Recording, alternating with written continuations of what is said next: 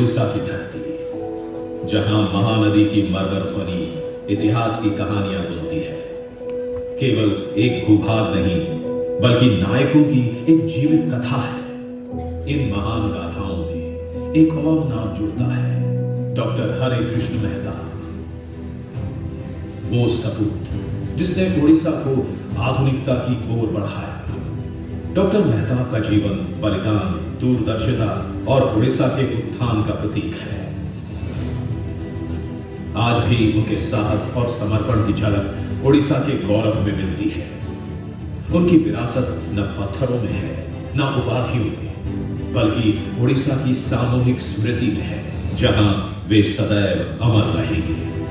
Doctor हरे कृष्ण मेहता का जन्म 21 नवंबर 1899 को उड़ीसा के एक संपन्न परिवार में हुआ। पर जागीर की संपत्ति से परे उनके मन में कुछ बड़ा करने की लालसा थी। परिवार की इच्छा के विरुद्ध वे कटक के रेवेनशॉ कॉलेज में दाखिल हुए और राष्ट्रीय आंदोलन में कूद पड़े। 1920 के असहयोग आंदोलन में उन्होंने बीए परीक्षा छोड़ने का साहसिक निर्णय लिया और अंग्रेजों के खिलाफ प्रदर्शनों का नेतृत्व किया। इसके चलते उन्हें 1921 और फिर 1922 में जेल भेजा गया, जहां हर कठिनाई उनके संकल्प को और दृढ़ करती गई। स्वतंत्रता संग्राम में योगदान के साथ वे एक सशक्त लेखक भी बने। जेल से लौटने के बाद 1923 में वे बालेश्वर जिला बोर्ड के अध्यक्ष बने। 1924 में वे बिहार उड़ीसा लेजिस्लेटिव काउंसिल के सदस्य बने और उन्होंने प्रजातंत्र नामक अखबार की शुरुआत की, जिसने जनता में नई क्रांति की चिंगारी भरी।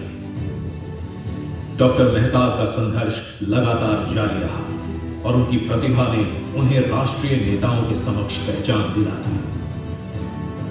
1930 में उन्होंने इंचुरी में नमक सत्याग्रह का नेतृत्व किया, जहां ग्रामीणों के साथ उन्होंने अंग्रेजों के नमक कानून को चुनौती दी। इस आंदोलन में बड़ी संख्या में महिलाओं ने भी भाग लिया। पुलिस प्रतिरोध के बावजूद यह आंदोलन 3 महीनों तक चला और उड़ीसा में ब्रिटिश शासन के खिलाफ विरोध की लहर छेड़ दी। डॉक्टर मेहता केवल स्वतंत्रता सेनानी नहीं थे, वे समाज सुधारक भी थे। 1934 में उन्होंने अगरवाड़ा के अपने पुश्तैनी सीताराम जी मंदिर के दरवाजे अछूतों के लिए खोल दिए।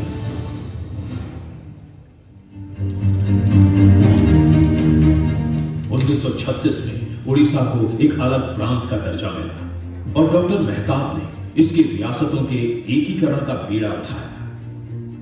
उनके साहसिक नेतृत्व ने उन्हें सरदार पटेल जैसे राष्ट्रीय नेताओं का समर्थन दिलाया। 1938 में वे सुभाष चंद्र बोस के नेतृत्व में कांग्रेस कार्यकारिणी समिति के सदस्य बने। वे 1946 में उड़ीसा के प्रधानमंत्री बने। उन्होंने नीलगिरी रियासत का शांतिपूर्ण विलय कर देश को एकता का संदेश दिया। 1 जनवरी 1948 को विलय के उपरांत वृहद उड़ीसा की स्थापना हुई। स्वतंत्रता के बाद उन्होंने उड़ीसा के विकास को प्राथमिकता दी। महानदी की बाढ़ से त्रस्त क्षेत्र के लिए हीराकुड बांध का सपना देखा। उन्होंने पंडित नेहरू के समक्ष अपना प्रस्ताव रखा, जिसके प्रभाव से 1948 में इस विशाल परियोजना की नींव रखी गई।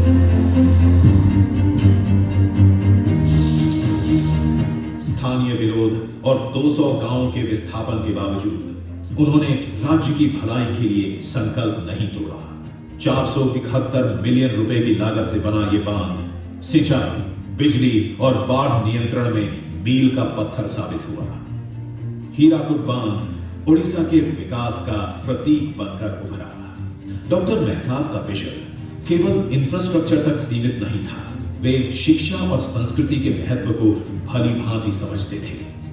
उनके नेतृत्व में उत्कल विश्वविद्यालय के भुवनेश्वर स्थित नए परिसर की स्थापना हुई और भुवनेश्वर को उड़ीसा की नई राजधानी बनाया गया, जो आधुनिकता और ऐतिहासिकता का संगम बन गया।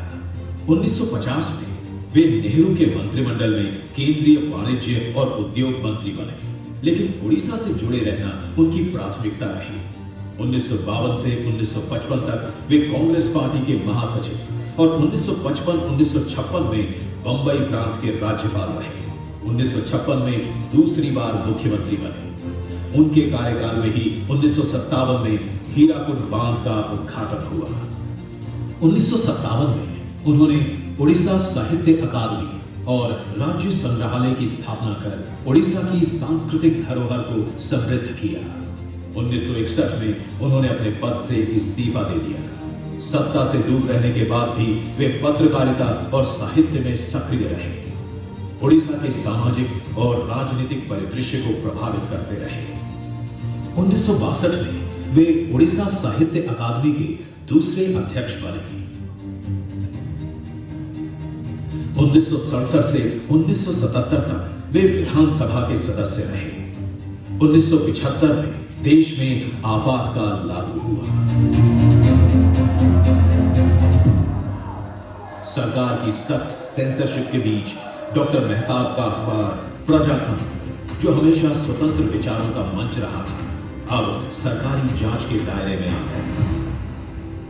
लेकिन मेहताब के लिए यह संघर्ष की नई परीक्षा थी। उन्होंने एक साहसी संपादकीय में आपातकाल की खुली निंदा की, अपने शब्दों में उस आजादी का आह्वान किया जिसके लिए उन्होंने जीवन भर संघर्ष किया था। उड़ीसा के इस वीर का आत्मविश्वास उनकी सबसे बड़ी विरासत बना। उन्हें अपनी प्रसिद्ध कृति गांव मजलिस के तीसरे खंड के लिए 1983 में साहित्य अकादमी पुरस्कार मिला। डॉक्टर हरे कृष्ण मेहताब का जीवन उड़ीसा की प्रगति के जुनून से भरपूर था। 2 जनवरी 1987 को अपनी अंतिम सांस तक उन्होंने उड़ीसा के उत्थान के लिए निस्वार्थ सेवा की। उनके प्रयास सिर्फ राजनीतिक नहीं बल्कि सांस्कृतिक भी थे। उन्होंने उड़ीसा इतिहास जैसी रचनाओं से प्रदेश की सांस्कृतिक पहचान को संजोया और अपने अखबार प्रजातंत्र के माध्यम से सच्चाई की आवाज बुलंद की।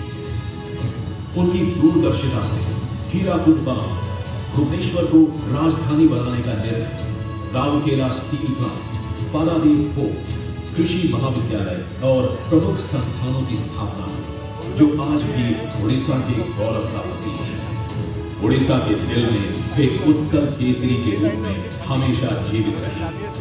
उनकी विरासत उड़ीसा की आकांक्षाओं की अमिट लौ बनकर आने वाली पीढ़ियों को प्रेरित करती रहेगी।